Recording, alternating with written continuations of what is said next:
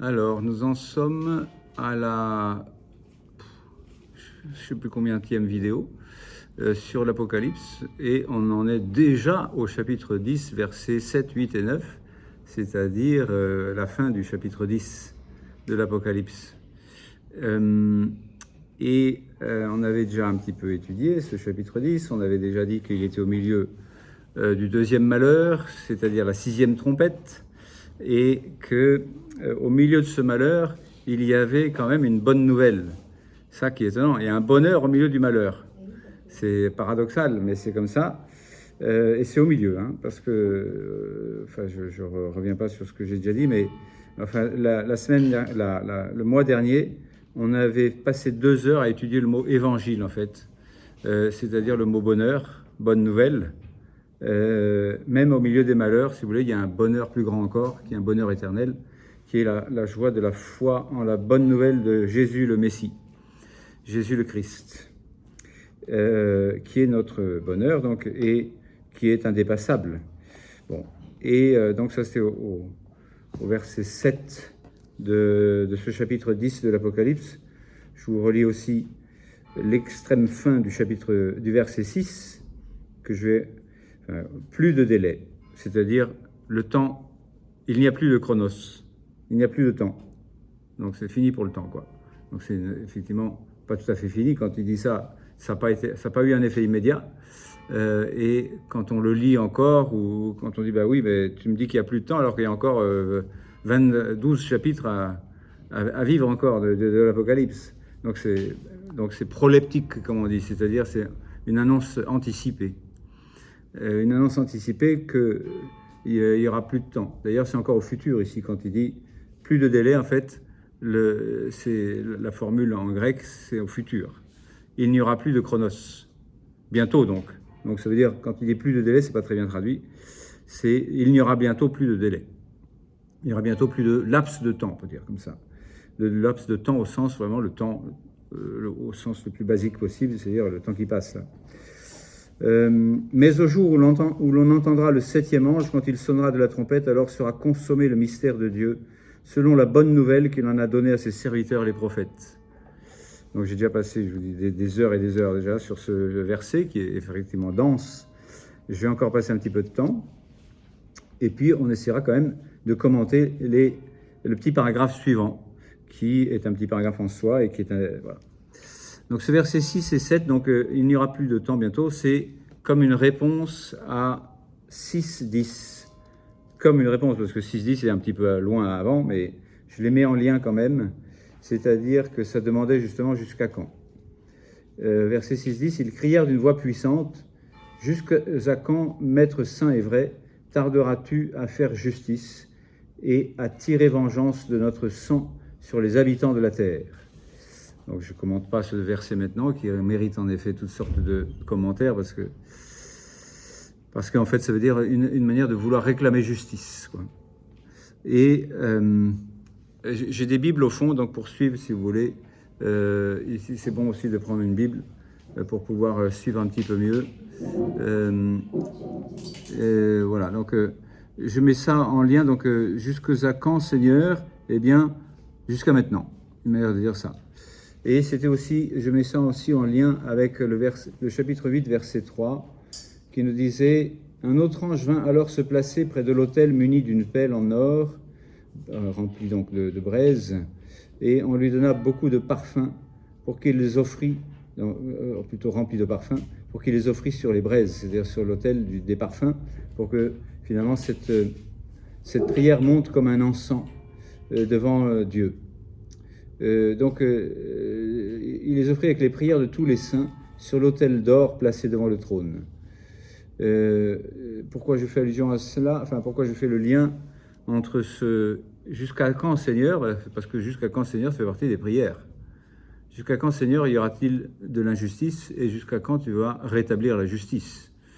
Donc, un jugement pour dire, voilà, pourquoi est-ce que nous souffrons, en particulier le martyr, du fait que nous croyons dans le Christ Jésus et que ça ne plaît pas au reste de la terre entière.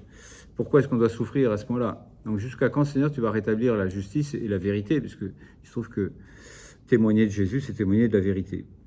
Et donc, ça fait le verset 8, 3, donc nous dit, voilà, il y a une prière des saints qui monte, et dans cette prière, donc, il y a aussi cette réclamation, pour dire, de la justice, cette demande, cette prière de demande. Et finalement, cette demande sera réalisée quand le Seigneur reviendra pour juger la terre. En effet, il y aura une justice un jour, il y aura un jugement de ce monde, même si ce jugement de ce monde a déjà été établi au moment de la croix. Jésus le dit, hein, c'est maintenant le jugement de ce monde et la victoire du crucifié et la condamnation de Satan, parce que jugement, ça veut dire aussi condamnation. Donc c'était déjà donc le mystère du Vendredi Saint, ce jugement du monde, qui est bizarre, parce qu'en fait, là, il y en a un qui souffre justice pour tous les hommes, pour pouvoir faire à tous les hommes miséricorde. Donc c'est une drôle de justice, mais enfin, il y en a un qui a payé toute la justice quand même. La rédemption, donc. Et cette justice, donc, elle va arriver au retour de Jésus dans la gloire. Donc son avènement sera un événement. Il reviendra dans la gloire pour juger les vivants et les morts. Et puis, donc, il y aura aussi le jugement dernier, qui n'est pas forcément concomitant, même si ça fait longtemps qu'on pense un peu comme ça, c'est discutable. Voilà, en tous les cas,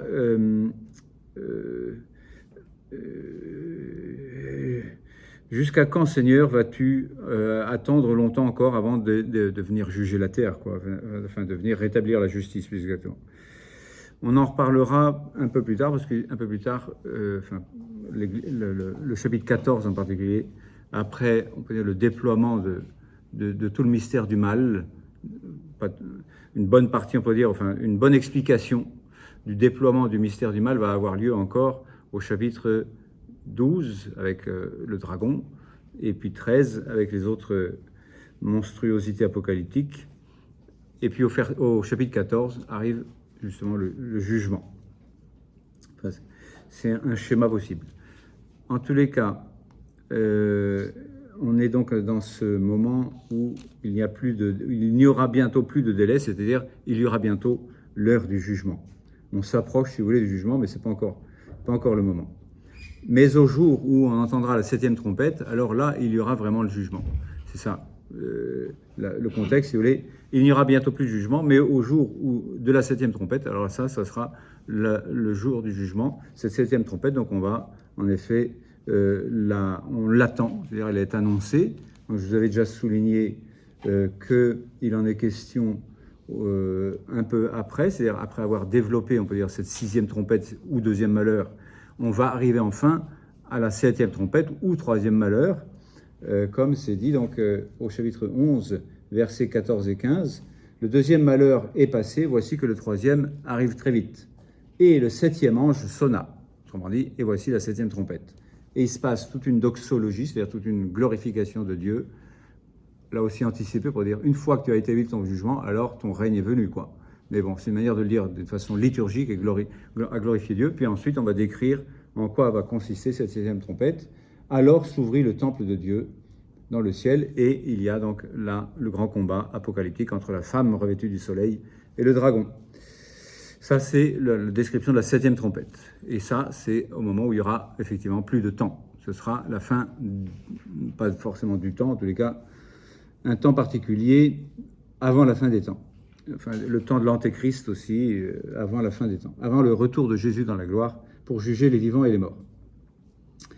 Donc voilà, le jour où on entendra le 7e ange, donc qui est déjà annoncé ici comme une sorte de tension vers l'avenir et de tension vers la 7e trompette, de tension vers ce jugement, alors sera consommé le mystère de Dieu. Donc cette 7e trompette, on nous dit déjà que ce sera une manière de achever, consommer, terminer le mystère de Dieu, pas le jugement de Dieu, mais le mystère de Dieu, ce mystère de Dieu qui s'est réalisé dans le Christ. Et c'est le sens de l'histoire tout entière.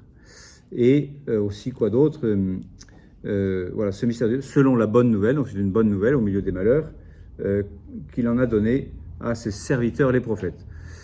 Donc oui, ça c'est ce que je viens de dire. La dernière trompette donc est annoncée, la 7e trompette, donc et en 11-15, elle sonne effectivement. Et le 7e ange sonna, alors il se passe ceci, cela, et alors le ciel s'ouvre, etc.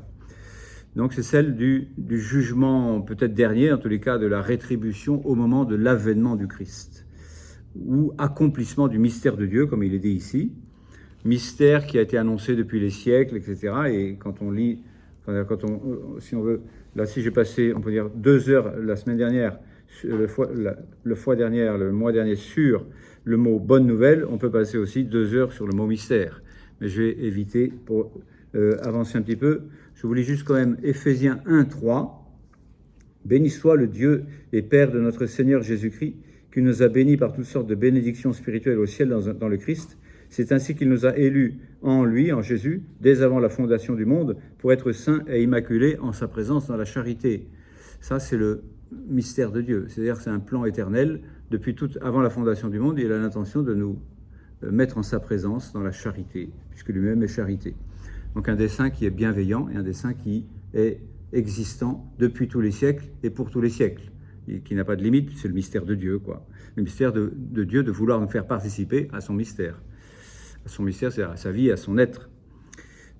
Avant même la constitution du monde, donc nous consacrer dans l'amour, et c'est une bonne nouvelle, c'est-à-dire aussi la victoire, on peut dire, de ceux qui seront restés fidèles à Dieu en Jésus, élus en Jésus avant la fondation du monde, et finalement aussi donc la défaite de ceux qui se seront laissés avoir et qui n'auront pas, on peut dire, correspondu à ce mystère ou ce dessein bienveillant de Dieu.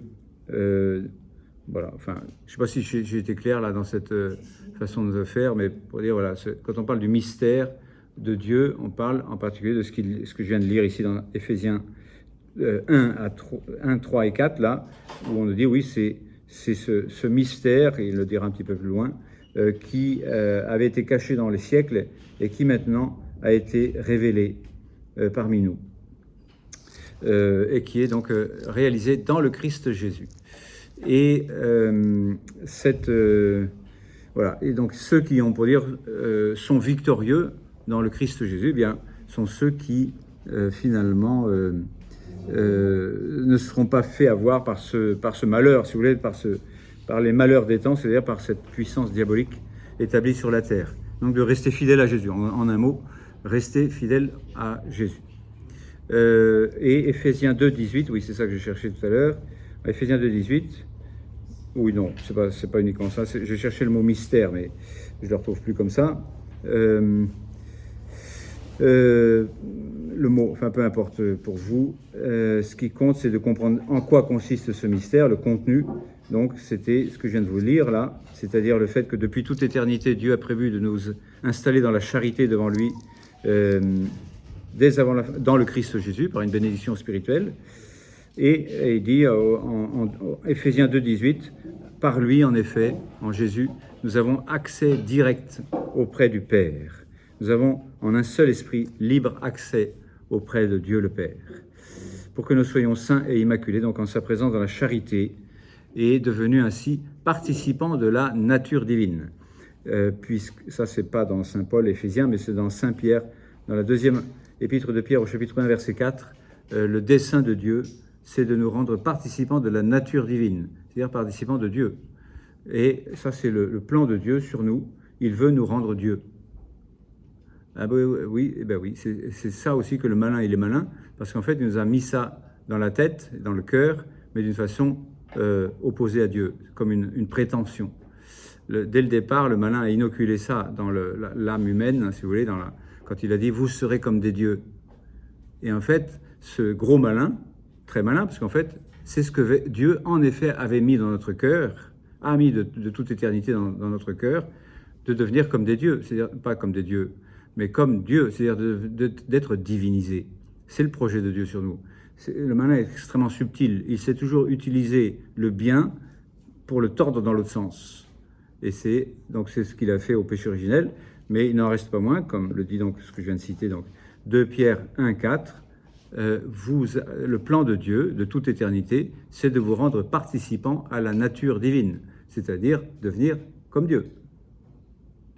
Mais ça se fait dans le Christ Jésus, selon Dieu, dans le plan de Dieu qui est éternel, et non pas en essayant de prendre le pouvoir sur Dieu, d'être en prétention et en orgueil, si vous voulez, terrible, de vouloir être comme Dieu. Qui est comme Dieu? Michael. Bon, le mot mystère, donc, sens de l'histoire tout entière, sens avant même l'histoire, parce que c'est avant la fondation même de l'histoire, avant la fondation du monde, Dieu a eu ce plan. Et toute l'histoire, finalement, même si c'est dans la liberté humaine qui est réelle, eh bien, c'est l'histoire d'un ordre voulu par Dieu, d'un accomplissement selon Dieu, et non pas hasard et fatalité. Même si c'est rempli de causes secondaires qui ont été libres quand même, ça reste un mystère aussi, là, une chose qui nous dépasse, que à la fois la liberté humaine s'exerce vraiment, et en même temps, tout est ordonné à un plan de salut de l'homme qui est un mystère global, si vous voulez, qui fait que nous sommes destinés à devenir saints et immaculés en la présence de Dieu, dans la charité éternelle qu'est Dieu. Donc un dessein bienveillant du salut de l'homme, et ceci donc au milieu, je vous disais, donc dans l'Apocalypse, ici on est au milieu d'un malheur, deuxième malheur, qui est pire que les autres, on l'a déjà pas mal décrit, je ne vais pas y revenir, mais enfin c'est quand même 200 millions de cavaliers qui sont épouvantablement apocalyptiques, quoi. C'est dans le chapitre 9, donc toute une espèce d'emprise du mal sur ce monde, mais finalement, donc, au milieu de tout ça, il y a un mystère de Dieu qui se réalise. Ça reste mystérieux pour nous. Le mot mystère, moi je le réfère toujours au soleil par rapport aux yeux. Le mot mystère, pour dire, essayez de regarder le soleil, il est trop puissant pour vos yeux. Donc essayez de regarder Dieu, essayez de regarder son mystère. C'est pas que c'est nébuleux, c'est pas que c'est bête, c'est que c'est trop puissant pour notre raison. Et ce qui est trop puissant pour notre raison n'est pas folie, c'est-à-dire le contraire de la raison, bête, l'idiot, le contraire de la raison, mais supérieur à la raison. Donc comme le soleil est supérieur à la vue.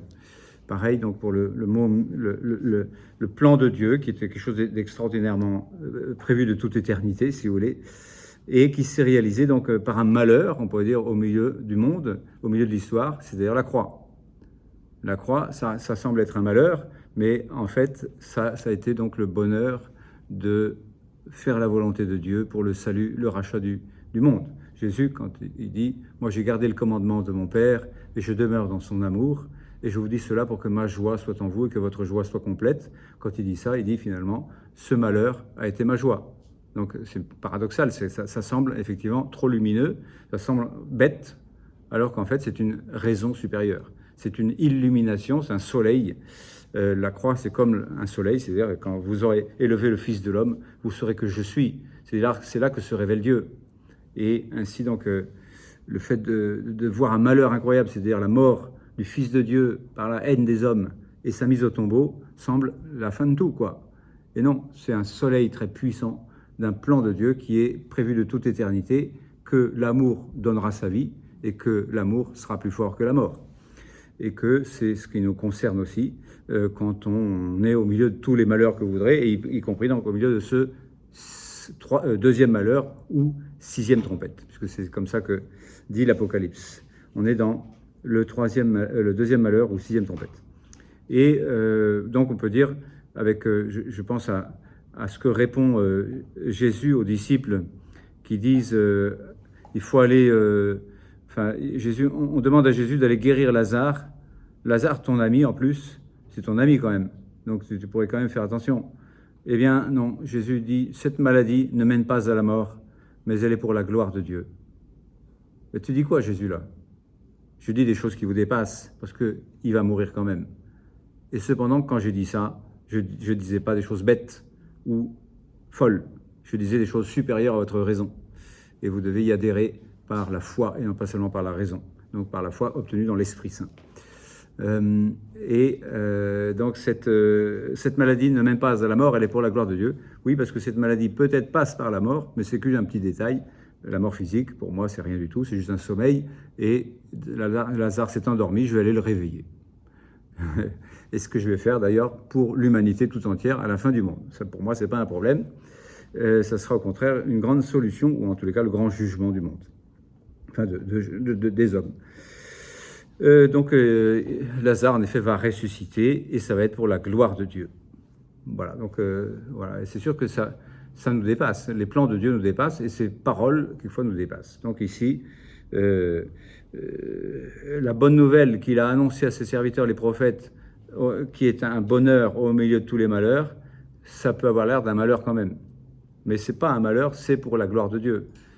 Voilà, donc quand on essaie d'interpréter ça dans nos vies, on se dit, c'est pas facile, voilà. Mais on se dit aussi, en fait, il faut que je grandisse dans la foi. Dans la foi en quoi? En la parole de Dieu, pas dans la foi en un saut dans le vide.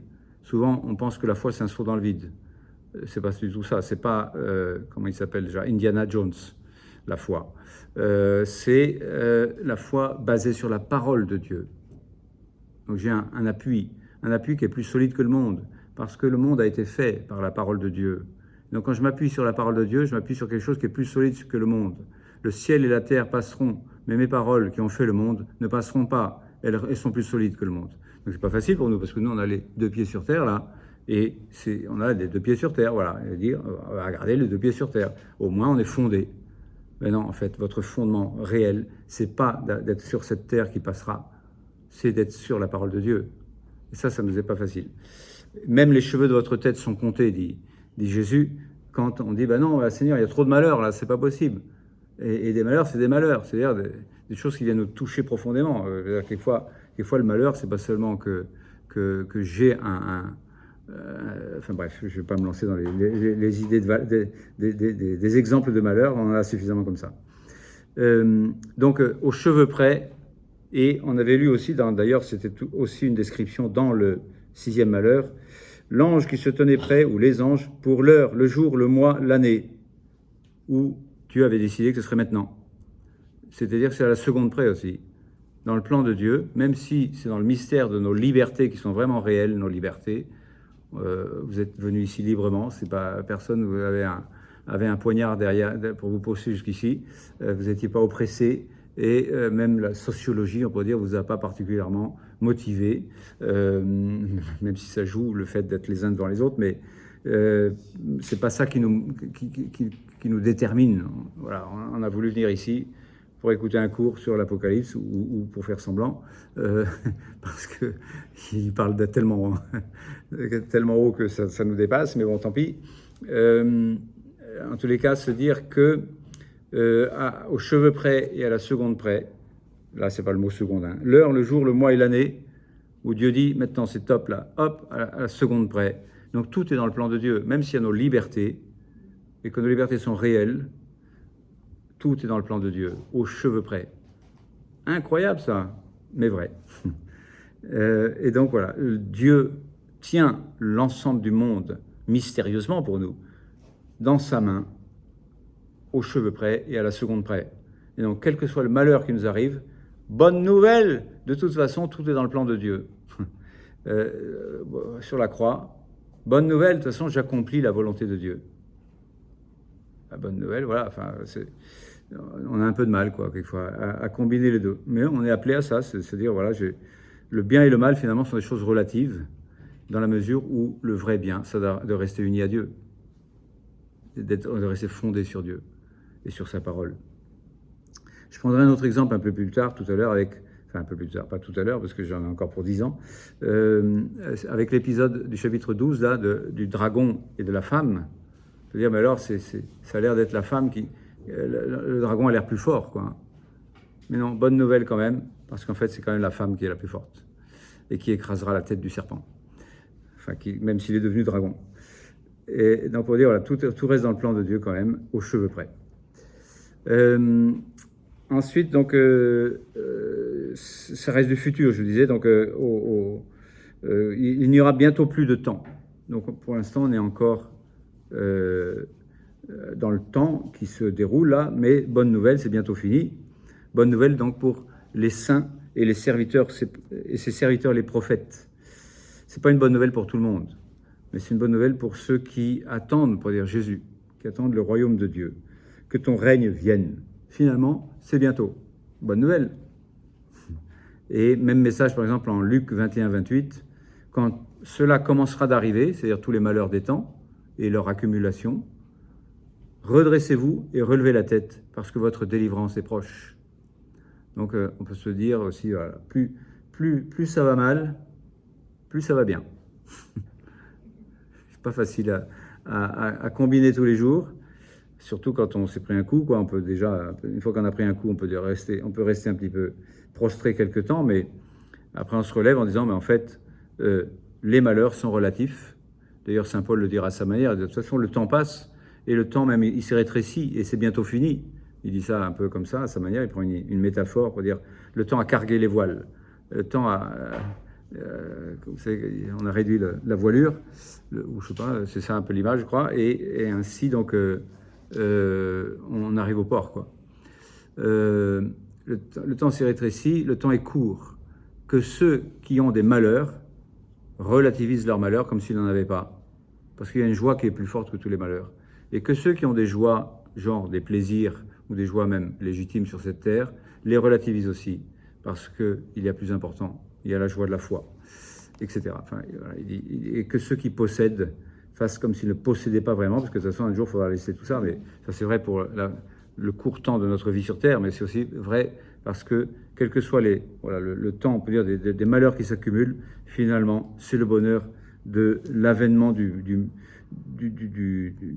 qu'on appelle la parousie du Messie, l'avènement de Jésus pour juger les vivants et les morts. L'avènement, son retour dans la gloire, quoi. Donc, ceci n'est qu'une annonce encore, parce qu'on dit bientôt sonnera cette 7e trompette. Mais on nous laisse, on peut dire, dans une espèce de tension, d'attente, pour dire c'est pas encore maintenant. Le royaume de Dieu est tout proche, mais il n'est pas encore là. On peut dire, depuis le temps que Jésus dit ça, on a l'impression que, bon, alors, il va venir ou pas ton royaume là? Donc, parce qu'en effet, quand Jésus commence sa prédication, vous vous en rappelez peut-être, et il commence comme ça, le royaume de Dieu est tout proche, le temps est accompli, là aussi, donc la même manière de dire, il n'y a plus de temps, ou c'est bientôt fini, ou c'est bientôt une échéance en tout cas. Les temps, parce que c'est pas le même mot temps en fait, hein. Quand ici il y a le mot chronos, qui veut dire le temps au sens de la durée du temps qui passe, le temps on peut dire au sens basique, le chronos, et puis, tandis que quand Jésus dit les temps sont accomplis, il dit le kairos, c'est-à-dire le moment favorable. Le moment de Dieu est tout proche, donc c'est pas forcément le chronos, c'est pas la même chose. En tous les cas, quel que soit le concept de temps que l'on puisse utiliser, que l'on veuille utiliser, on peut les rapprocher, c'est-à-dire le temps est fini, au sens, on peut dire le chronos, on peut dire le chronomètre va s'arrêter, quoi. Les temps sont accomplis et le royaume de Dieu est tout proche. Donc c'est l'initiative de Dieu, c'est pas vous qui avez décidé, c'est comme ça de la part de Dieu. Et Dieu ne revient pas en arrière, c'est comme ça. Et conséquence, vous, qu'est-ce que vous en faites? Convertissez-vous et croyez en la bonne nouvelle. Là aussi, en la bonne nouvelle. Donc, non pas une mauvaise nouvelle, mais une bonne. Que le temps soit accompli, c'est pas une mauvaise nouvelle, c'est une bonne nouvelle. Ça veut dire aussi, mais il n'est pas encore là. Le temps est accompli et le royaume de Dieu est tout proche. S'il est tout proche, ça veut dire qu'il n'est pas encore là. Donc depuis qu'il est arrivé en quelque sorte en Jésus, parce que c'est une manière de dire aussi le royaume de Dieu c'est Jésus lui-même, eh bien on attend toujours qu'il s'accomplisse vraiment, qu'il s'accomplisse de manière plus complète, qu'il s'accomplisse d'un accomplissement total. Donc c'est pas encore le cas, puisqu'en fait le royaume de Dieu s'est instauré sur terre par la mort et la résurrection de Jésus. C'est comme ça qu'il a voulu instaurer son royaume sur terre. Et qu'effectivement, c'est comme ça qu'en contemplant son mystère de croix et de résurrection, de l'amour qui s'est manifesté sur la croix et qui a été plus fort que la mort, donc la résurrection, en contemplant cela, on dit, bah oui, c'est ça, ce royaume que je veux installer dans mon cœur. Parce que Dieu, lui, il veut le cœur, il ne veut pas la politique, il ne veut pas des règnes matériels et militaires par la force, il veut le cœur humain. Et ça, il ne peut l'avoir que par la liberté. Donc il ne peut s'exprimer que dans l'amour. Il ne peut avoir que de l'amour. Et cet amour ne peut s'exercer que dans la liberté. Par conséquent, ce royaume de Dieu, depuis 2000 ans, il marche ou il ne marche pas, selon que le cœur humain se décide par lui-même à découvrir que finalement, là-haut sur la croix, Dieu a manifesté son amour pour moi. Bon, là je vous lis ce que j'ai écrit, comme ça me fera être un peu plus court, parce que là, donc la sonnerie en question donc, de la 7e trompette n'a pas encore eu lieu. Le royaume arrive, mais il n'est pas encore là. Il ne va sonner qu'en 11-15, on avait vu ça, et les effets de cette sonnerie ne vont arriver qu'au chapitre 12, c'est-à-dire la femme et le dragon. Et cependant, donc, on nous dit déjà que c'est bientôt. Et en 11.3, on nous dit, oui, mais c'est encore pour un temps, 2 temps, la moitié d'un temps. Donc voilà, on dit il n'y a plus de temps, puis on va dire, en fait, il y a encore un temps, 2 temps à la moitié d'un temps. Donc on ne sait pas trop on essaiera de commenter ça quand on y sera, c'est-à-dire dans 5 ou 6 versets, là, pour dire, voilà, donc un temps, 2 temps à la moitié d'un temps, si on veut bien le calculer comme ça fait 3,5. Et 3,5, c'est la moitié de 7. 7, c'est la perfection. 3,5, c'est l'imperfection. C'est-à-dire quelque chose qui est incertain, qui est à moitié fait ni à faire, une manière de dire un peu comme ça, qui est donc un temps qui va être décrit comme le temps de l'Antéchrist, en fait, le temps de l'Apocalypse à proprement, enfin pas à proprement parler, parce que proprement parler, ça veut dire révélation, mais pour dire dans un temps limité, il y aura en effet la grande épreuve de la fin des temps. Mais c'est une bonne nouvelle, même si c'est au milieu des malheurs, c'est quand même une bonne nouvelle pour dire ah bientôt, ça veut dire que plus tôt ça commence, plus tôt ça finit, quoi, si on peut dire. Ces serviteurs, les prophètes, ce sont eux les destinataires donc de cette bonne nouvelle. Et ça, c'est d'ailleurs, souvent dans les Bibles, c'est mis en italique. Et en tous les cas, dans la Bible de Jérusalem, quand ils mettent en italique, ça veut dire que c'est une citation de l'Ancien Testament. Je ne sais pas si vous avez ça comme ça, vous, oui, dans vos Bibles. Mais ces serviteurs, les prophètes, donc la citation ici est de Amos 3, 7. Je lis ce que j'ai écrit. En 7, 2, 3... voilà. Attendez pour malmener la terre, la mer, les arbres, que nous ayons marqué au front les serviteurs de notre Dieu. Vous en avez fait tout un petit chapitre aussi sur le fait d'être les serviteurs de Dieu. Et donc ici, donc les serviteurs, les prophètes ou les serviteurs de Dieu, ceux qui sont marqués au front, marqués donc du sceau du Dieu vivant, c'est-à-dire qu'ils appartiennent à Dieu. Et on avait vu aussi en 9.4 que ceux qui portaient sur le front le sceau de Dieu, cela a été épargné de certains malheurs apocalyptiques, au moins au sens intérieur. C'est-à-dire qu'il leur reste de toute façon justement cette joie inaltérable, quels que soient les malheurs, ils relativisent. Ils savent, on peut dire, les dépasser, donc ils ne souffrent pas de la même manière que ceux qui ne sont pas marqués au front donc, de l'appartenance à Dieu. Donc je passe un peu vite sur des choses qu'on a déjà un peu commentées, je suis désolé. Ces serviteurs des prophètes, donc c'est de nouveau une référence à Amos 3.7, parce qu'on avait déjà vu que c'était au départ aussi de ce chapitre 10 que Dieu a rugi, parce qu'il se trouve que l'ange ici puissant comme Dieu, eh bien rugit, c'est-à-dire prophétise en fait, et tout le monde doit écouter. Et en Amos, comme ça commence le livre d'Amos. Et au chapitre 3,7 du livre d'Amos, Amos revient dessus pour dire oui, quand Dieu a rugi, l'homme doit prophétiser. Amos 3,7, je vous lis ça rapidos, même si je viens de le citer de mémoire. Mais le Seigneur Yahvé ne fait rien. Non, c'est juste avant, pardon.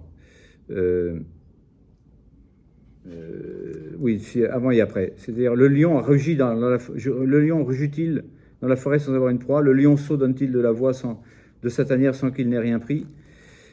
Bon, j'en sais rien. Dans tous les cas, c'est l'image qui est prise. Et au verset 8, le lion a rugi. Qui ne craindrait? Le Seigneur Yahvé a parlé. Qui ne prophétiserait? Car le verset suivant, le verset précédent, car le Seigneur, mais le Seigneur Yahvé ne fait rien sans qu'il n'en ait révélé d'abord le secret à ses serviteurs les prophètes. Donc ces serviteurs les prophètes, nous on est un peu habitués à l'expression, parce qu'aussi on la redit tous les matins dans le Benedictus, dans la prière, voilà, ces saints serviteurs les prophètes. pour dire, voilà, quand on est serviteur de Dieu, on est prophète, et quand on est prophète, on est serviteur de Dieu. Prophète, ça ne veut pas dire celui qui annonce l'avenir. Prophète, ça veut dire celui qui parle au nom de Dieu, étymologiquement. Celui qui est désigné par Dieu pour parler au nom de Dieu. Donc, on peut dire tout chrétien est prophète. Cette mission l'a reçue au baptême. Et tout prêtre encore plus.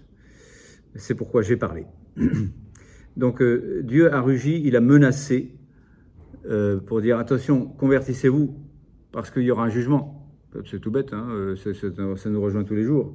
Beaucoup d'hommes, on peut dire, vivent d'ailleurs dans cette espèce de peur qui n'est pas ce que Dieu veut, mais il se trouve que ça reste vrai quand même. Le bien et le mal sont sanctionnés. On peut dire on a ça quand on est tout petit déjà. Quand je fais le bien, j'attends une récompense. Quand je fais le mal, j'attends une punition. C'est dans ma tête, c'est dans mon cœur, c'est avant même que j'y réfléchisse, c'est comme ça. Ah bah non, ça devrait pas être comme ça. Bah oui, bah c'est comme ça, comme ça. Je veux dire, t'as beau être psychiatre et que tu sais pas ça, bah écoute, révise l'humanité telle qu'elle est. J'y peux rien, moi. C'est dans le cœur humain. Pourquoi? Parce que c'est Dieu qui a fait le cœur humain aussi. Bon. Mais ça, le psychiatre, il n'en sait rien. Enfin, beaucoup. Il leur manque, on peut dire, l'idée que dans la psyché, c'est-à-dire l'âme, il y a Dieu. Pourquoi? Parce que l'âme vient de Dieu. Pourquoi? Parce que en elle, en Sion, tout homme est né, psaume 66. Tout être vient de Dieu. Tout être humain vient de Dieu, par son âme. Son âme est créée par Dieu au moment de la conception humaine. Ça, je veux dire, ce serait la base de la psychologie et de la psychiatrie. Nous venons du grand amour et nous avons besoin d'y revenir. Et pourquoi on est fait comme ça? Parce que c'est comme ça, je veux dire, ça vient de Dieu. Parce que nous venons de l'amour et nous sommes faits pour l'amour. Inconditionnel et absolu, et éternel et grand comme Dieu, c'est-à-dire infini. Tu nous as fait pour toi, et notre cœur restera insatisfait et sans repos, tant qu'il ne reposera pas en toi. Ça, si on peut dire, la donnée de base de la psychiatrie aussi.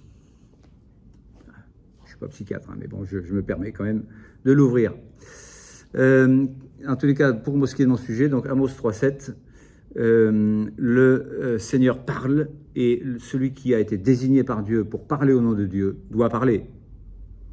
Et il ne peut pas se dire, ah bah non, j'ai peur de contrarier les hommes. Ben moi aussi, je vais te faire peur, moi, par derrière, tu vas voir. Donc, c'est ce que dit saint Augustin à un moment donné, quand il dit, tu es guetteur, tu es prophète, tu es guetteur, tu dois dire aux hommes, ça va pas, ça va, selon les critères de Dieu, qui sont déjà dans la conscience des hommes, parce que c'est Dieu qui a fait la conscience aussi, et qui parle à la conscience de tout homme. Eh bien, donc pour aider l'homme, évidemment pas pour l'embêter, pour aider l'homme à devenir un homme, et aider l'humanité à devenir une humanité, et non pas un enfer. Et donc le prophète est quelqu'un qui rend service à l'humanité. C'est même le plus grand service de Dieu et des hommes, serviteur de Dieu et des hommes. Et donc le Seigneur ne fait rien tant qu'il n'en ait révélé le secret à ses serviteurs, les prophètes. Donc il y a des secrets de Dieu. Dieu ne dit pas l'avenir à tout le monde, ou Dieu n'a pas des intentions particulières à dire qu'il publie, qu'il communique à tout le monde. Il les communique à ses serviteurs les prophètes, et ses serviteurs les prophètes doivent dire « Moi je sais de la part de Dieu que ça va se passer comme ça, que Dieu a décidé le déluge. » Mais qu'est-ce que tu fais, construire un bateau à 4000 km de la mer, au fin fond de Ninive ou je sais pas où? Eh ben, je construis un bateau au fin fond, du désert, au fin fond de l'Iran. Voilà, ça c'était il y a quelques milliers d'années, hein, c'était du temps de Noé. Voilà, je construis un bateau, et donc qu'est-ce qu'il fait? Ben, je suis prophète. Et donc voilà, ce bateau va me sauver, et sauver tous ceux que je vais faire entrer dedans. Mais vous ne serez pas sauvés si vous n'entrez pas dedans. Bon, c'est un peu lointain pour nous comme image, mais en tous les cas, une plus proche, c'est aussi... qu'est-ce qui me venait à l'esprit tout à l'heure, là? Enfin, Amos, par exemple, voilà, il dit attention, ce royaume de Samarie, ce royaume on peut dire du nord d'Israël, là, va périr parce que les Assyriens vont l'envahir, parce que vous êtes complètement infidèles à Dieu. Ouais, tu nous embêtes, va prophétiser plus loin. Eh bien d'accord, je vais prophétiser plus loin, mais ça va vous tomber dessus quand même. Et si vous m'aviez écouté, moi j'aurais intercédé pour vous. Mais vous refusez de m'écouter, donc Dieu refuse de m'écouter. quand j'intercède pour vous. Donc, le malheur est arrivé. C'est-à-dire que en 721, je crois, avant Jésus-Christ, les Assyriens sont venus complètement détruire le royaume du nord d'Israël. Bon, donc il fallait écouter le prophète.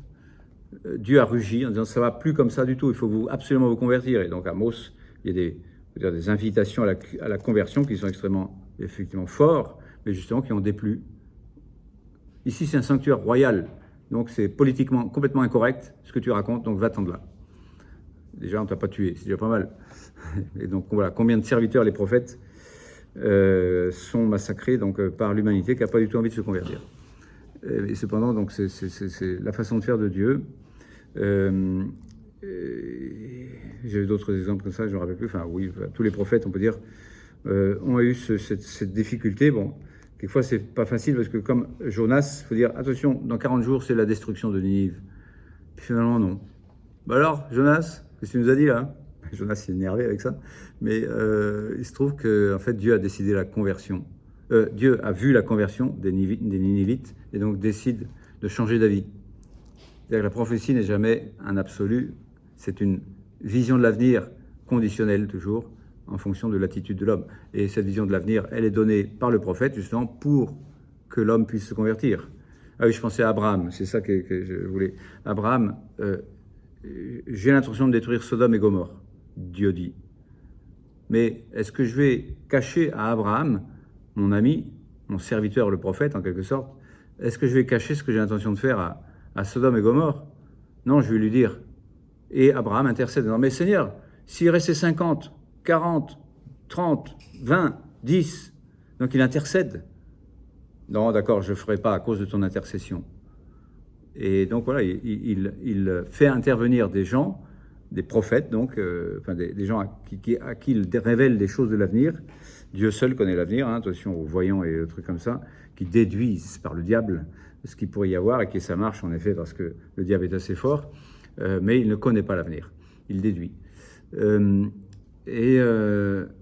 Parce qu'il a une intelligence artificielle plus puissante que l'intelligence artificielle, une intelligence sans conscience, plus forte que celle qui est en train de se faire là.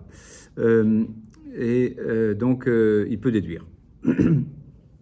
Mais Dieu seul connaît l'avenir. Et donc il confie cela à des prophètes, c'est-à-dire des gens à qui il révèle ce qu'il a l'intention, ce qui peut se passer, quoi.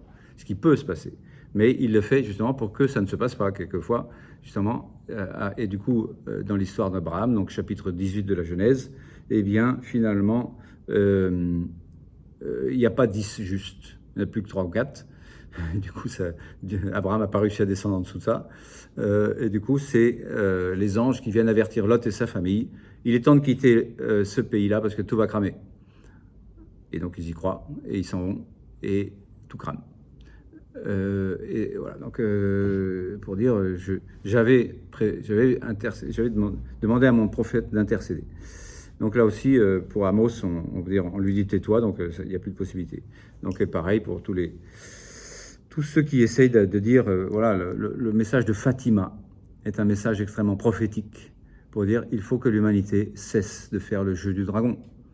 Ça, c'est une phrase de Jean-Paul II, quand il commente justement ce message de Fatima à l'occasion de la béatification de Jacinta et Francisco en 2000, je crois, à Fatima, le 13 mai d'ailleurs, il me semble, symboliquement, donc date de son assassinat raté parce que Marie a dévié la balle, dit Jean-Paul II lui-même, parce que c'est un 13 mai, que voilà, le Seigneur guide l'histoire comme il veut. Il peut infléchir le trajet d'une balle, même quand les hommes, pour dire, pensent avoir gagné. Bon, quelquefois, il ne le fait pas, pour dire, de toute façon, je vais gagner quand même si le mal semble triompher. Même au milieu du malheur, donc le bonheur de croire sera vainqueur. Donc, tout ça pour dire donc que le Seigneur a besoin de donner des bonnes nouvelles à ses serviteurs, les prophètes, même si ce sont des mauvaises nouvelles pour certains, c'est-à-dire le malheur, le septième malheur, le troisième malheur, c'est-à-dire la septième trompette, va bientôt sonner, et ce sera donc en effet le dragon dans toute sa puissance face à la femme revêtue du soleil, comme à Fatima, comme par hasard, puisqu'il se trouve qu'à Fatima, 3 jours après, le 13 octobre, c'est le 17 octobre, je crois, octobre rouge, le dragon un des aspects, on pourrait dire, du marxisme puissant, politique, militaire et sanglant, rouge, eh bien, envahit la Terre. Comme elle l'annonce, si on ne se convertit pas. Donc, on s'est un peu converti, donc ça n'a pas complètement envahi la Terre, mais il se trouve que ça continue quand même de faire partie de la géopolitique, et que, je parle du communisme sanglant, pas d'un pays en particulier. Donc je ne vais pas m'intéresser à la géopolitique maintenant. Toujours est-il que le message de Fatima est un message en lien avec l'Apocalypse, si vous voulez, et que le Seigneur ne fait rien sans qu'il en révèle d'abord le secret à ses serviteurs, les prophètes. Ce secret a été révélé en particulier en 1917, mais aussi en l'an 2000. Et le secret, c'est effectivement une grande croix de l'Église. Ah, ça veut dire quoi? Donc ça vaut le coup de s'y arrêter, de se dire ça veut dire quoi? Et de se dire qu'est-ce qu'on en fait? Et de se dire peut-être qu'il faut se convertir. En fait, c'est ça le message. Hein. Donc ce sera de se dire, voilà, prière et pénitence. Ce sont tous les messages, on peut dire, de la prophétesse qui parle ici, qui est Marie. En 5.12, Matthieu, 5.12 et 23, 34, 37, eh bien, on nous dit aussi que ces prophètes sont aussi donc des martyrs. Pourquoi? Des témoins, donc. C'est-à-dire des témoins de Dieu. Ils doivent parler pour Dieu. Donc ça fait déjà 46 minutes que je parle. Je m'arrête après les avoir lus, ces trucs-là, très rapidement. Soyez dans la joie et l'allégresse, car votre récompense sera grande dans les cieux. C'est bien ainsi qu'on a persécuté les prophètes, vos devanciers. Donc les prophètes sont les devanciers des chrétiens. C'est-à-dire que les chrétiens sont des prophètes qui continuent les prophètes de l'Ancien Testament. Et en effet, Jésus, au chapitre 23, 34 et 37, nous dit « Je vais vous envoyer des prophètes, mais vous allez les tuer comme vous avez tué les précédents, parce qu'ils vont vous inviter à la conversion et que vous n'avez pas trop, ou même pas du tout, envie de vous convertir. » Et donc, voilà. C'est pourquoi voici que j'envoie vers vous des prophètes, des sages et des scribes. Vous en tuerez et mettrez en croix, vous en flagellerez dans vos synagogues et pourchasserez de ville en ville. Et au verset 37, Jérusalem, Jérusalem, toi qui tues les prophètes et lapides ceux qui te sont envoyés. Donc envoyés par Dieu. Un prophète, c'est quelqu'un qui est envoyé par Dieu. Combien de fois ai-je voulu rassembler tes enfants à la manière dont une poule rassemble ses poussins sous ses ailes, et vous n'avez pas voulu. Vous n'avez pas voulu, et moi, je ne force pas votre liberté, parce que j'y tiens beaucoup, parce que tout ne peut se faire que dans la liberté pour que l'amour soit véritable. Donc les prophètes, c'est juste pour souligner ça, ce sont aussi donc des témoins et donc des martyrs. Martyrs, témoins, c'est le même mot, hein. Et c'est donc une annonce du paragraphe suivant qu'on va développer après. Enfin, le chapitre 11 va nous parler de deux témoins qui sont deux martyrs et qui sont donc deux serviteurs, prophètes de Dieu. Je m'arrête là pour l'instant.